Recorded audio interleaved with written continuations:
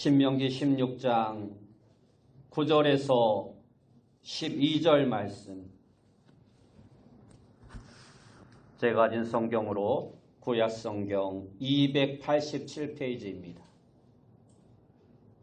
신명기 16장 9절에서 12절 말씀, 제가 봉독해 드리겠습니다. 7 주를 셀지니 곡식의 낙을 대는 첫날부터 7 주를 세어 내 하나님 여호와 앞에 77절을 지키되 내 하나님 여호와께서 내게 주신 대로 내 힘을 헤아려 자원하는 예물을 드리고 너와 내 자녀와 노비와 내 성중에 있는 레위인과 및 너희 중에 있는 객과 고아와 가부와 함께 내 하나님 여호와께서 자기의 이름을 두시려고 택하신 곳에서 내 하나님 여호와 앞에서 즐거워할지니라. 너는 애굽에서 종 되었던 것을 기억하고 이 규례를 지켜 행할지니라. 아멘. 우리 옆에 분들과 인사합시다. 만나서 반갑습니다. 다시 한번 인사합시다. 오늘도 큰 은혜 받읍시다. 오늘 우리가 읽은 말씀을 통해서 감사로 지키는 감사절, 감사로 지키는 감사절이라는 제목으로 함께 은혜의 말씀 나누길 원합니다. 오늘은 한국 교회에서 전통적으로 지키는 맥주 감사주일입니다.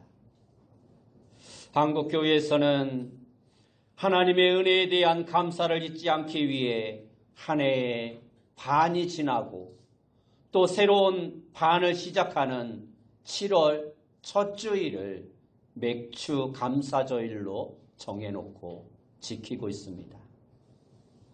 한자어로 맥은 보리 맥자이고 추는 결실, 거둘 추자를 사용하고 있습니다. 그러므로 맥주 감사주일은 한 해의 첫 수확인 보리를 거두고 하나님께 감사주일로 지키는 절기입니다. 그렇다면 하나님은 왜 이 맥주 감사주일을 우리에게 지키라고 말씀하셨을까요? 가장 중요한 이유는 하나님께서 제정하신 절기이기 때문입니다. 오늘날 우리 대부분의 그리스도인들은 농사도 짓지 않고 보리도 밀도 수확하지 않는데 현대를 살아가는 오늘 우리가 왜 맥주 감사절을 지켜야 합니까? 라고 말하는 사람들이 많습니다. 성경 신명기 16장에는 유대인들이 반드시 지켜야 할 3대 절기에 대하여 말씀하고 있습니다. 그것은 유월절과 칠칠절과 초막절입니다. 이 세 절기를 하나님께서는 기념하여 반드시 지키라 말씀하셨습니다. 신명기 16장 1절 말씀에 보면 아비월을 지켜 내 하나님께 유월절을 행하라. 이는 아비월에 내 하나님 여호와께서 밤에 너를 애굽에서 인도하여 내셨음이라 말씀하고 있습니다. 하나님은 유월절이 이스라엘 백성들이 애굽의 노예 생활에서 해방된 날이기에 그날을 기념하여 지키라 말씀하셨습니다. 또한 13절 말씀에 보면 너희 타작마당과 포도주 틀의 소출을 걷어들인 후에 1회 동안 초막절을 지킬 것이요 하고 말씀하고 있습니다. 초막절은 이스라엘 백성들이 집도 없이 광야에서 텐트를 치고 지내던 때를 기억하고 그것을 기념하여 지키라 말씀하셨던 것입니다. 그리고 오늘 본문 10절 말씀을 보면 내 하나님 여호와 앞에 77절을 지키고 하고 말씀하고 있습니다. 이 77절은 출애굽기 23장 16절 말씀에 보면 맥추절이라 말씀하고 있습니다. 보리와 밀을 거두고 하나님께 감사하는 절기이기에 맥추절이라 번역하였던 것입니다. 맥추절을 77절이라고 부르는 이유는 6월절이 끝난 후 7주가 끝난 다음 날 지키는 절기이기 때문에 7일, 7주 후에 지키는 절기라서 77절이라 말을 했던 것입니다. 또한 이 77절은 오순절이라는 말로도 부르고 있습니다. 오순절이라는 말 또한 추수기와 관련된 말입니다. 이 말은 초실절 다음 날로부터 계산하여 50일째 되는 날, 7주가 7번 지나면 그 다음 날이 50일입니다. 그래서 77절, 오순절, 맥추절은 같은 날을 말씀하고 있는 것입니다. 이 맥추절은 한 해의 절반을 지내며 첫 수확을 끝낸 기쁨 속에서 그 수확을 가능하게 해주신 하나님께 기뻐하며 감사를 드리는 축제였습니다. 동시에 인생의 모든 것은 오직 하나님으로부터 말미암는다는 사실을 다시 한번 고백하는 심정으로 남은 반년의 모든 일상도 하나님께서 인도해 주시기를 바라며 우리의 모든 생활을 잠시 중단하고 하나님을 향한 자신의 신앙을 재무장하는 날이었던 것입니다.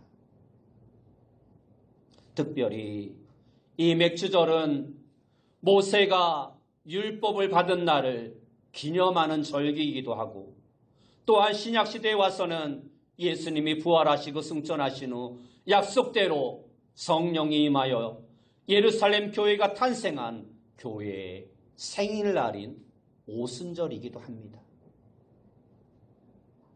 이러한 말씀의 원리에 근거하여 한국교회는 지금도 보리 밀득을 수확하고 하나님께 감사하는 이 맥추 감사절을 지키고 있는 것입니다. 하나님은 이러한 여러 절기를 출애굽기 23장 18절 말씀을 통해 너희의 절기가 아니라 내 절기라 말씀하고 있습니다. 다시 말해 성경의 절기는 하나님이 제정하신 하나님의 절기라는 것입니다. 하나님이 하나님의 백성들에게 행하신 특별한 날을 기념하기 위한 절기라는 것입니다. 그러나 오늘날 많은 그리스도인들이 우리는 유대인도 아니고 더구나 절기들은 구약의 의식법인데 다른 7대 절기들은 지키지도 않으면서 왜 유독 맥추절은 지키느냐고 말을 합니다. 또 어떤 사람들은 지금 한국교회에서 지키는 이 맥추감사절은 구약의 맥추감사절과 다르다고 하면서 맥추감사절을 더 이상 지킬 필요가 없다라고 말을 하는 사람도 많습니다. 한국교회는 오순절과 77절, 맥추절이 같은 날이라 같은 절기라고 가르치고 있지만 실제 오순절과 맥추감사절을 다른 날로 지키고 있습니다. 오순절, 즉 성령 강림절은 맥추절보다 약 한 달가량 빠릅니다. 그리고 맥추감사절은 오순절과는 전혀 상관이 없는 7월 첫 주일로 지키고 있습니다.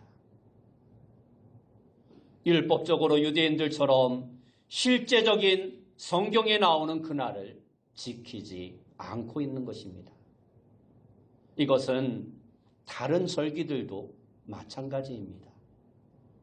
추수감사주일이나 성탄절이나 부활절도 다 틀린 날입니다.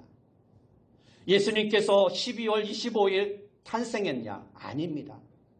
역사적인 기록이 없습니다. 많은 사람들은 2월경에 탄생했다라는 설을 가장 많이 따르고 있습니다. 부활절도 마찬가지고 추수감사절도 마찬가지입니다. 그날이 예수님이 부활한 날이 아니라는 것입니다. 그러나 우리가 이러한 절기를 지키는 것은 성경의 날짜를 정확히 알고 반드시 그날을 지키자는 것이 아니라 하나님의 은혜를 기억하기 위한 의미를 부여하며 기념하면서 함께 지키는 것이지 꼭 그날을 구원받기 위해서 율법적으로 지키기 위한 것이 아니라는 것입니다.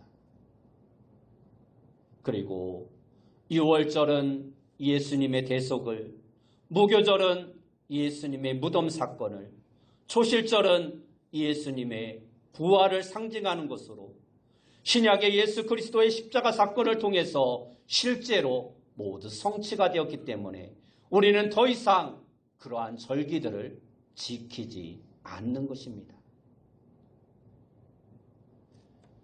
예수 그리스도로 말미암아 구원받은 우리는 율법적으로 이제 구원을 받기 위해 그러한 절기들을 지킬 필요가 없는 것입니다.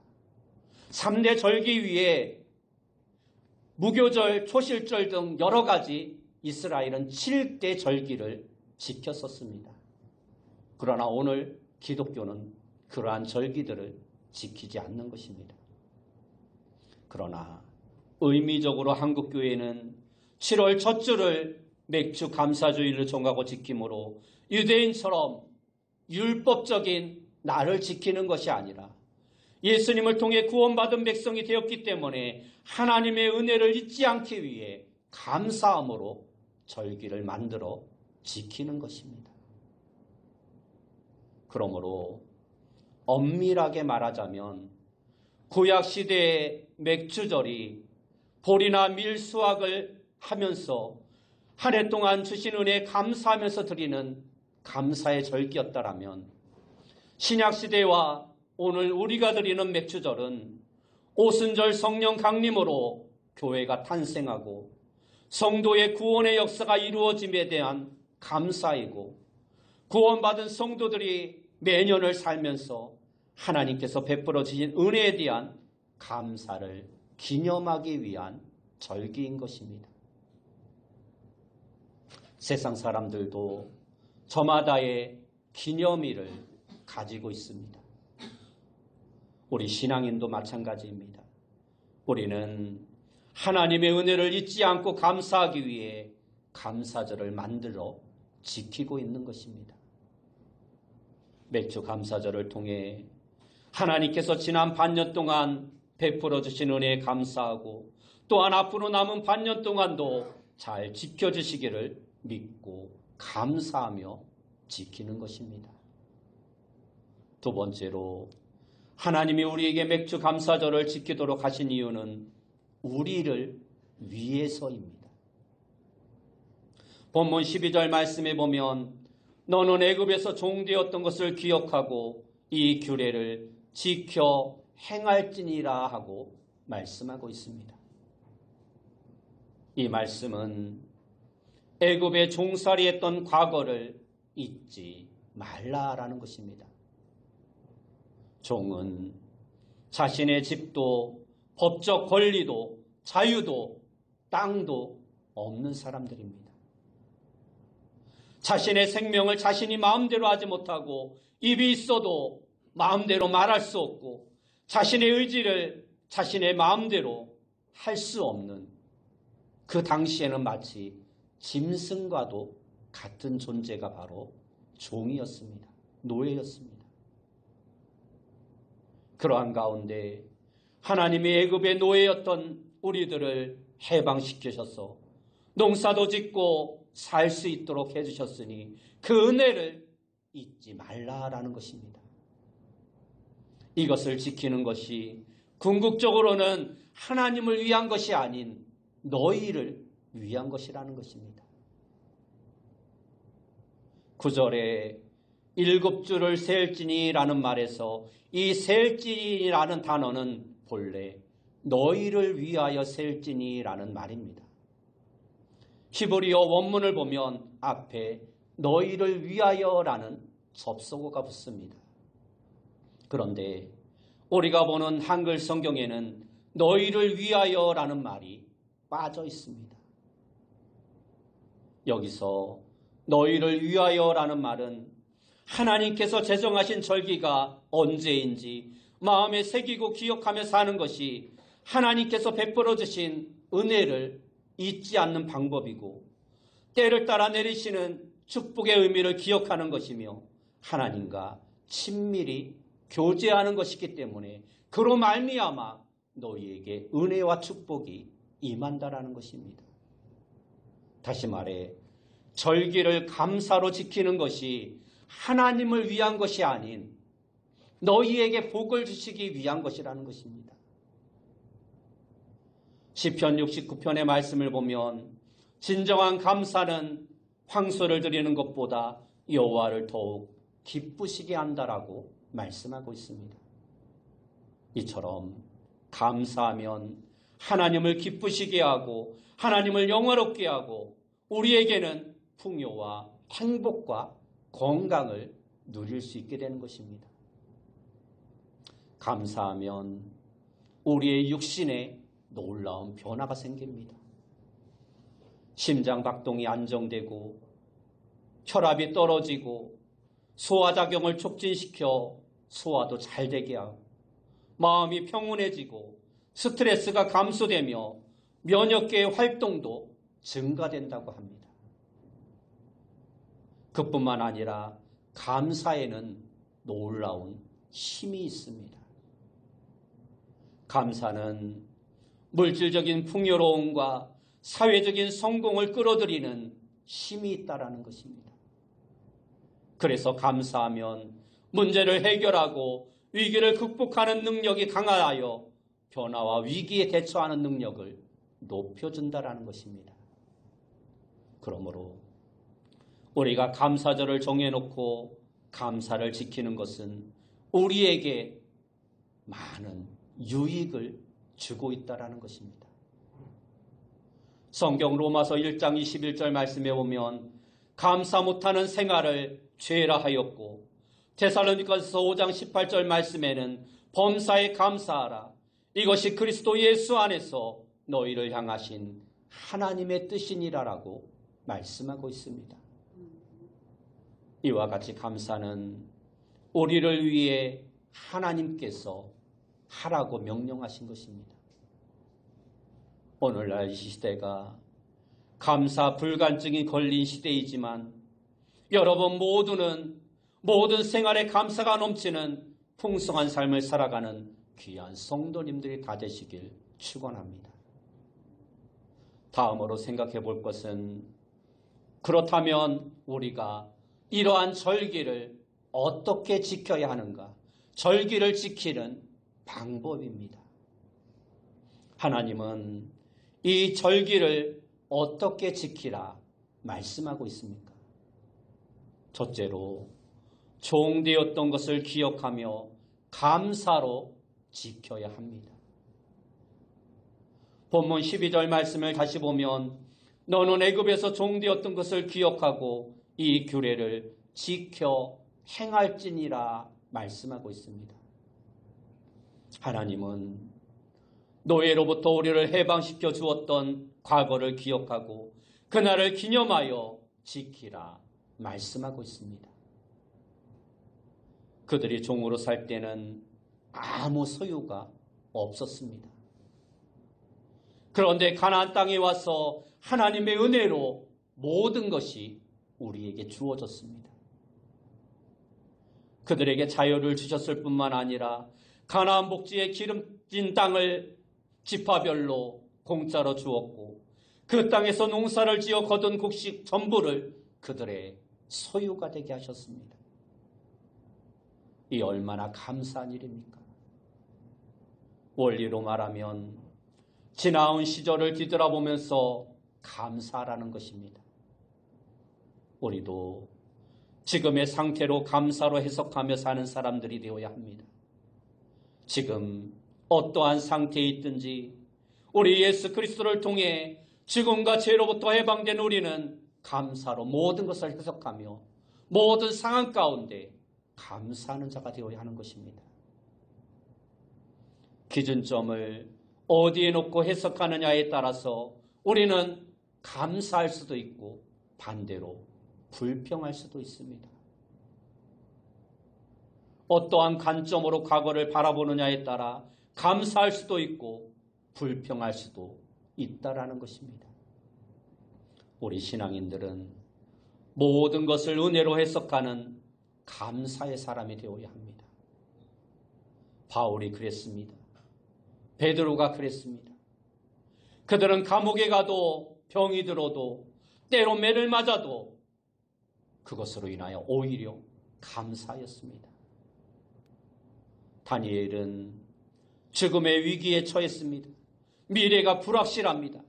기도하면 죽인다고 감옥에 갇히게 한다라고 말을 합니다. 그런데도 다니엘은 자신이 하던 대로 하나님 앞에 감사하며 기도하였습니다. 무엇보다 우리는 감사의 모범을 보여주신 예수님의 감사 생활을 본받는 자가 되어야 합니다. 예수님은 수많은 무리들을 모아놓고 먹을 것이 없는 상황에서도 물고기 2마리와 보리떡 5개로 인하여 감사하며 축복하시며 기도하였습니다. 죽은 나사로의 무덤 앞에서도 아버지여 내 말을 들으신 것을 감사나이다 라고 감사하며 기도하였습니다. 그뿐만이 아닙니다. 실패 현장에서도 감사하셨습니다. 예수님도 실패를 경험하셨다라는 것입니다. 무슨 실패입니까? 고라신과 벳세다야. 그곳에서 예수님께서 열심히 복음을 전하였지만 그들은 예수님의 복음을 믿지 않았습니다. 따르지 않았습니다. 불순종하였습니다. 오히려 예수님을 그 마을에서 쫓아냈습니다. 그때 예수님께서 어떻게 했습니까? 불평하였습니까? 아닙니다. 예수님은 이렇게 말합니다. 아버지여, 이것을 지혜롭고 슬기 있는 자들에게 숨기시고 어린 아이들에게는 나타내심을 감사나이다. 어른들은 그것을 거부하고 그것을 싫어하고 예수님을 쫓아냈지만 어린 아이들은 그 예수님의 말씀을 믿고 따르며 쫓았다라는 것입니다. 그것으로 인하여 감사였다라는 것입니다. 이처럼 우리는 모든 상황 가운데에서도 감사의 제목을 찾을 수 있는 자가 되어야 합니다. 과거 예수 믿지 않고 지옥갈 인생을 살았을 때를 기억하며 모든 것을 감사로 해석하며 감사하는 삶을 살아가는 자가 되어야 하는 것입니다. 두 번째로 베풀어 주신 하나님의 은혜에 예물로 감사하며 지켜야 합니다. 본문 10절 말씀에 보면 내 하나님 여호와 앞에 7절을 지키되 내 하나님 여호와께서 내게 복을 주신 대로 내 힘을 헤아려 자원하는 예물을 드리고 라고 말씀하고 있습니다. 이 말씀을 보면 우리가 하나님께 예물을 드리는 데 있어서 3가지의 원리를 말씀해 주고 있습니다. 첫째 원리는 하나님께서 복을 주신 대로 예물을 드리라는 것입니다. 이 말씀은 하나님이 우리에게 풍성하게 해주신 그 방법대로 예물을 드리라는 것입니다. 다시 말해서 우리가 받은 복을 헤아려 감사하며 드리라는 것입니다. 두 번째 원리는 내 힘을 헤아려 예물을 드리라는 것입니다. 이 말씀은 충분하게 가득한 분량으로 최선을 다해 예물을 드리라는 것입니다.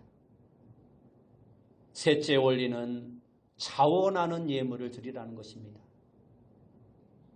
헌금은 억지가 아니라 스스로 우러나오는 마음으로 드리라는 것입니다.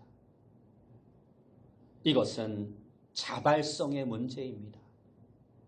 예물은 강제사항이 아닙니다. 우리의 자원하는 마음으로 드리는 것입니다. 특별히 하나님은 첫 열매를 하나님께 드리라 말씀하고 있습니다. 이는 첫 열매는 으뜸도 되지만 수확하는 모든 소산물에 대표하는 것이기에 이것을 먼저 하나님 앞에 드림으로 말미암아 모든 소산물이 하나님께서 주신 것이라는 것을 인정하라는 것입니다.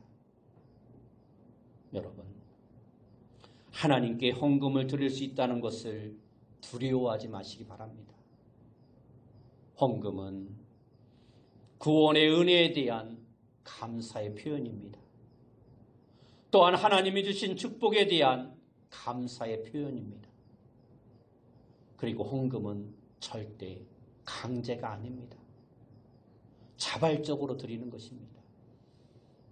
하나님께서 복을 주신 대로 그 은혜에 감사하여 내 힘을 헤아려 자원하여 드리는 것입니다. 미국의 가난한 가정에서 태어나 무수한 고난 끝에 백화점 왕이 되고 재무부 장관이 되고 미국의 10대 재벌이 된 존 워너메이커는 100만 달러 예배당을 짓고 낙선식에 눈물을 흘리면서 이렇게 고백하였습니다.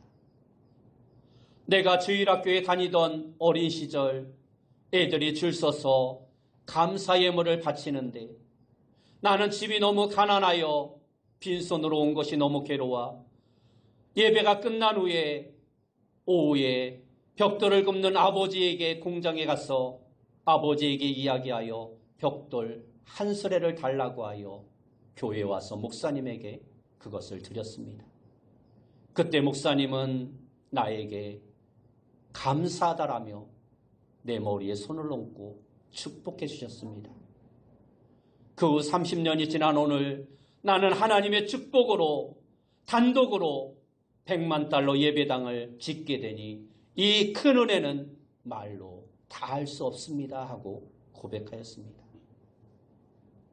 워너메이커는 1800년대에서 1900년대 사람입니다. 당시에 100만 달러는 지금으로 환산하면 약 300억이 넘는 큰 돈입니다.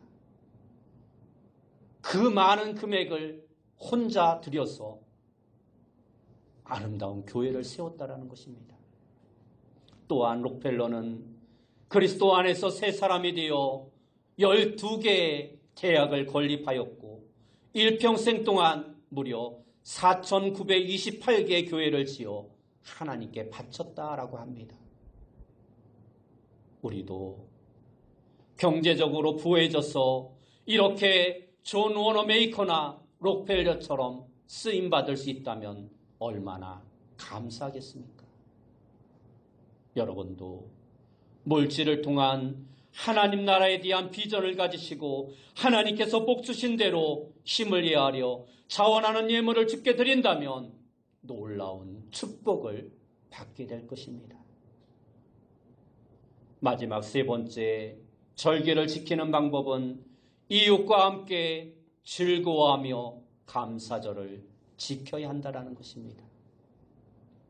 본문 11절 말씀에 보면 너와 내 자녀와 노비와 내 성중에 있는 레위인과 및 너희 중에 있는 객과 고아와 가부와 함께 내 하나님 여호와께서 자기의 이름을 두시려고 택하신 곳에서 내 하나님 여호와 앞에서 즐거워할지니라 하고 말씀하고 있습니다. 이 말씀은 너와 내 자녀와 노비와 레위인, 객과 고아, 과부를 포함해 모두 함께 즐거워함으로 감사절을 지키라 말씀하고 있는 것입니다. 하나님은 홀로만 즐거워하는 절기를 원하지 않습니다. 온 가족 식구와 상대적으로 연약한 사람들까지 함께 즐거워하며 함께 기뻐하기를 바라시는 것입니다. 아무것도 없는 노비나 농토가 없는 레위인, 가난한 객과 고아와 가부들은 보리를 거두는 추수철이 되어도 구조적으로 아무것도 거둘 것이 없는 사람들이었습니다. 이들과 함께 즐거워하는 감사절이 되게 하라는 것입니다. 일용할 양식을 주신 것을 감사드리며 굶주린 자들과 함께 기뻐하라는 것입니다. 히브리서 13장 16절 말씀에 보면 오직 선을 행함과 서로 나누어 주기를 잊지 말라. 하나님은 이 같은 제사를 기뻐하시느니라 하고 말씀하고 있습니다. 나눔을 하나님은 제사라 표현하고 있는 것입니다. 다른 사람을 섬기는 것이 하나님께 감사드리는 것이며 나눔의 감사는 하나님께서 하시고자 하는 일을 우리가 대신하는 것입니다. 그리스도인들은 우리 때문에 지금보다 세상이 조금 더 좋아져야 한다는 사명감으로 이 세상을 살아가는 자가 되어야 합니다.